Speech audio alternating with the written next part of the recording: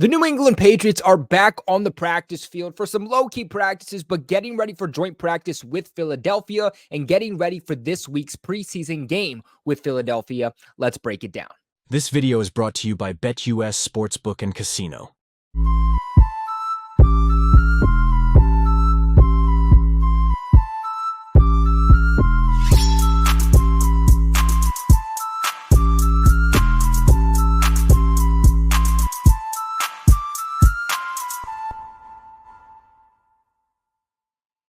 What's going on, guys? It's your boy Colby with Patriots Global back here with another video. And no, I did not forget about you guys. Some of you commenting, talking in our Discord, asking, Colby, did you die? Like, is everything okay?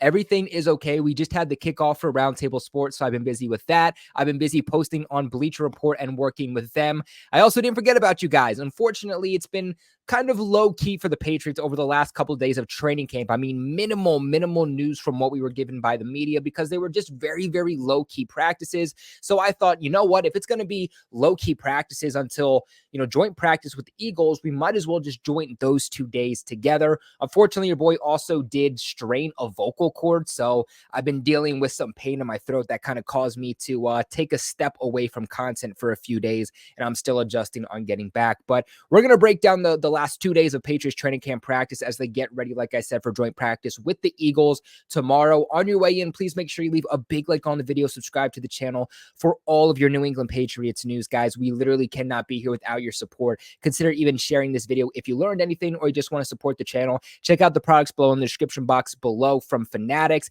Help support the channel when you guys purchase those.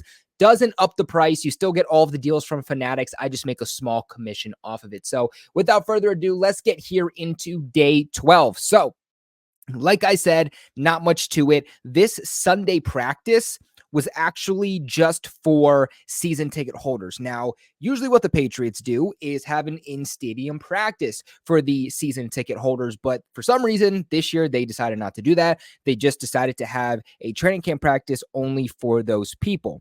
Overall, and a just crisp, quick practice for the Patriots. Referees were at practice for the Patriots first time since minicamp, so that is one notable takeaway. Guys that were absent or just not participating: Kendrick Bourne, Cole Strange, Christian Barmore. John Morgan was absent. We actually found out today that he was released by the Patriots.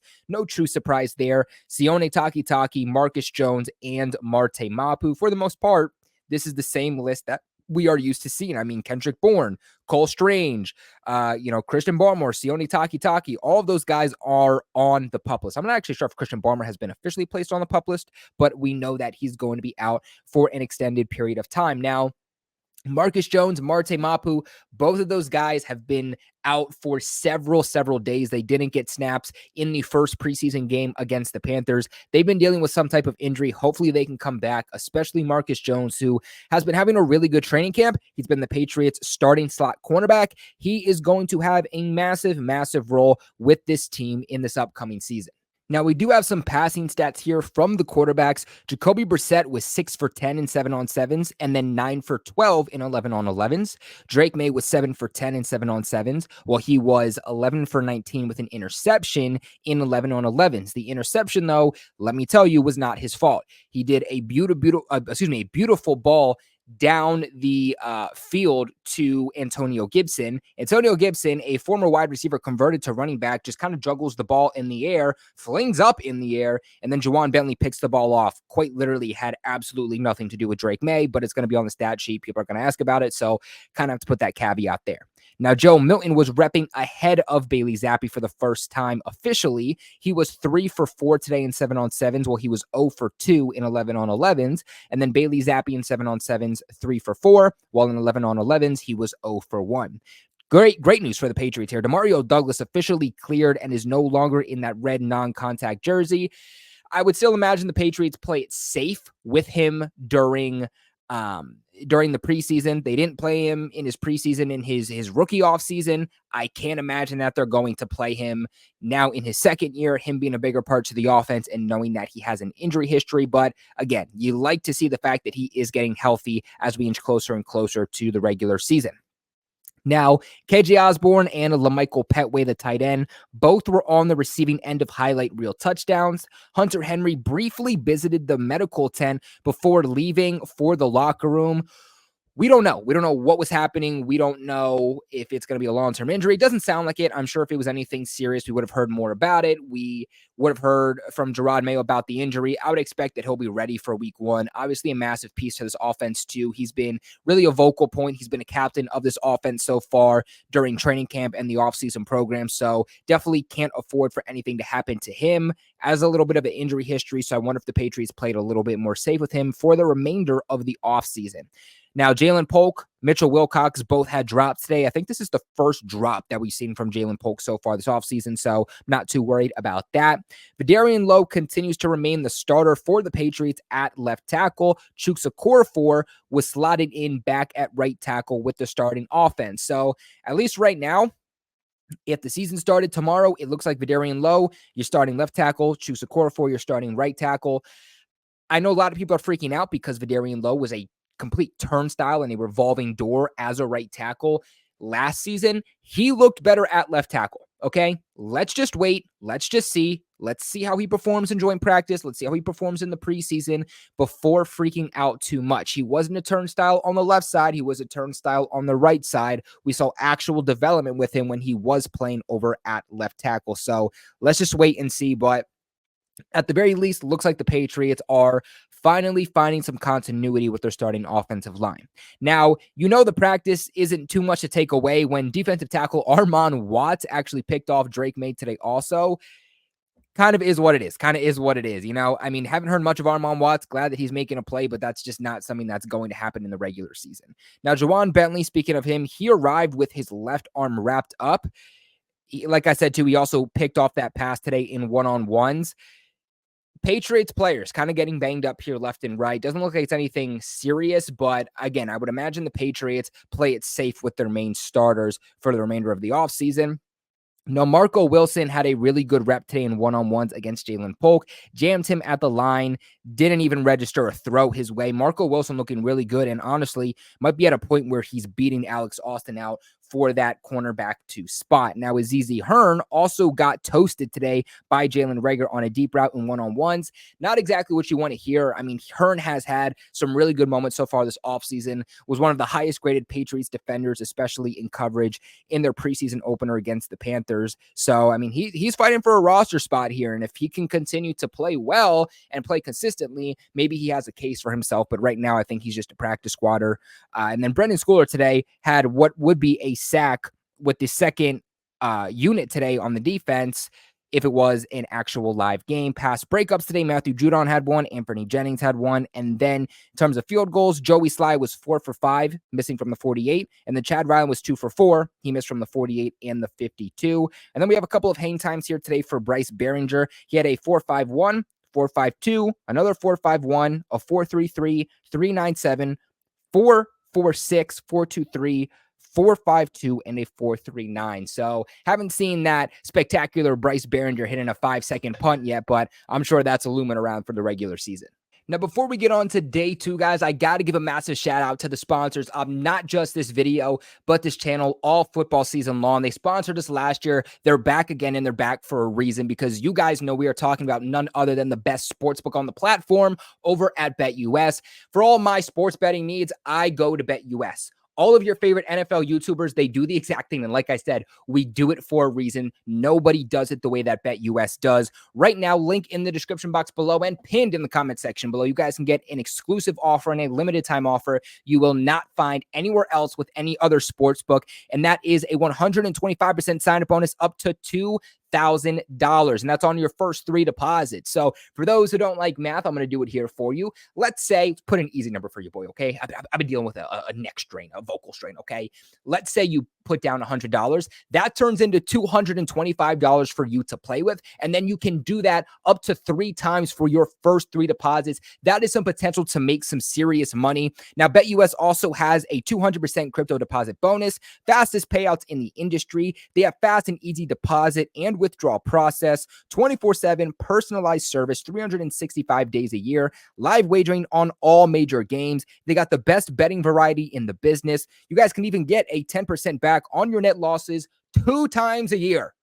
Absolutely insane. Do you guys also know that BetUS can give you your own very personalized account manager? Again, something you are not going to find on any other sportsbook platform. Keep in mind, too, you guys want to support me. You guys want to support the channel. You want to support my dreams. But you guys, if you want more Patriots content, make sure to support the sponsors that support the channel by signing up for BetUS right now. Again, link in the description box below, pinned in the comment section below, because we could not be here. We could not be doing this full time. We could not be giving you the best Patriots content out there and all of this news without the support of BetUS. So if you want more content like this, make sure you guys go ahead and support the sponsor. Now, for those of you who are looking to get in on some action via BetUS right now, if you guys just go to the link, you hit football, you guys go to games, and you just hit this preseason week 2, you guys can actually bet on the preseason if you want to have a little bit of fun and trying with that, 125% sign-up bonus. Right now for the New England Patriots and the Philadelphia Eagles, again, week 2 of the preseason, the over or under is 36.5 points at -110. So if you think that this game is going to be over 36.5 points, go ahead and place your bet with BetUS. If you think it's going to be under 36.5 points, go ahead and take your bet. Now, moving on here to day 13 for the Patriots, which was today, which is Monday. No pads today. More of a slower day, sloppier day overall.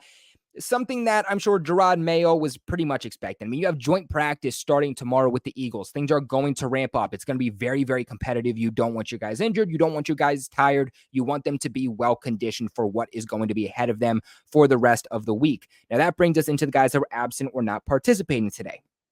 Kendrick Bourne, no surprise there. Cole Strange, no surprise there. Christian Barmore, no surprise there. Sione Takitaki, no surprise there. But Hunter Henry was out today. As we mentioned earlier on in this video, Hunter Henry did go out for day 12, which was yesterday, actually, if I'm thinking about it, with some type of injury that was not actually talked about to the media. So we don't know what he's dealing with, like I mentioned earlier, but he did walk off with the training staff and never returned. Sounds like something is lingering a little bit there for Hunter Henry, and hopefully his status for week 1 is not up in the air. You had Marcus Jones still out. Jonathan Jones also wasn't present today. Sean Wade not present. And then Marte Mapu not present. Now, 2 new guys, Jonathan Jones and Sean Wade. I don't think John Jones is injured. I think this was probably just, again, a low-key day. They gave a veteran off who was injury prone. As where with Sean Wade, you would hope that he'd be at practice. He was just out of that red non-contact jersey. He was participating in their preseason opener against the Panthers and was looking really good. And Sean Wade is fighting for a roster spot, so he's got to stay healthy. The best ability in football, of course, is availability. Moving on to some of these passing stats here, though, for the quarterbacks. Today, Jacoby Brissett, 2 for 5 and 7 on 7s, while in 11 on 11s, he went 6 for 9. Drake May for 7 on 7s, 4 for 6, while in 11 on 11s, he was 5 for 8.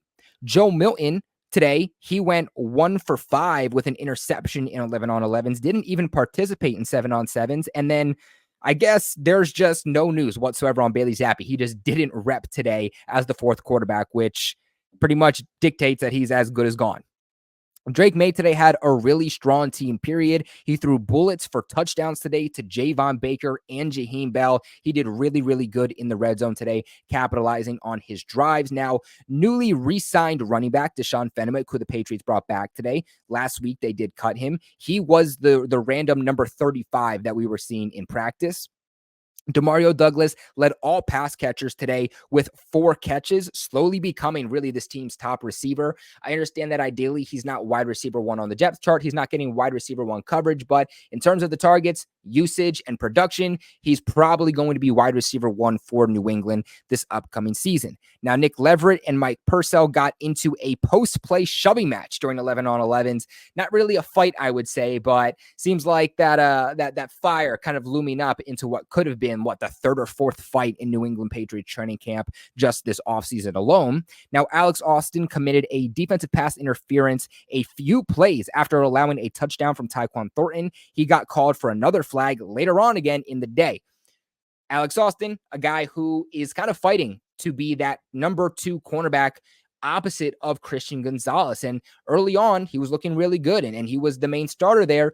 Lately, it's looking like Marco Wilson. And when it comes to roster cutdowns and how this team's going to run their team, they're thinking, what have you done for me lately? Not what did you do earlier on in this offseason? So right now, sounds like Marco Wilson is leading the team for that second perimeter cornerback opposite of Gonzo. Now, Joshua Bledsoe did have a good run stuff today in team reps.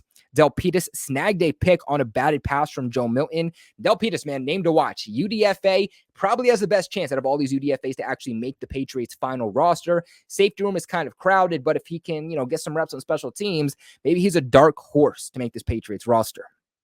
As for past breakups today, you had Joe Giles Harris, who has been really, really good, a true dark horse that nobody's talking about throughout training camp in the offseason. Jelani Tavaib also had one, Marco Wilson, Mikey Victor, and Christian Gonzalez. Now, the entire defense today had to run a lap after Dietrich Wise jumped off sides, and then O'Shane Zimenez and Layden Robinson both later on also had to run one for the same reason. Bryce Behringer also had a few hang times today. Those times were a 420, a 503. So we didn't get that 5-time yesterday, but we got that 5-time today. A 481, a 478, a 454, a 392, a 466, a 492, and a 456. So definitely an improvement from what we saw yesterday. But guys, that is going to be a recap of New England Patriots days 12 and 13 of training camp. Tomorrow, we start joint practice with the Philadelphia Eagles, and you bet your butt your boy is going to be dropping a recap on that immediately for you guys. So make sure you don't miss it. Subscribe, turn on those bell notifications. Again, check out BetUS for 125% sign-up bonus. But other than that, I appreciate you guys so much for being patient, riding with me through this kind of weird injury thing that I'm kind of going through. But of course, guys, most importantly, never forget, go Pats.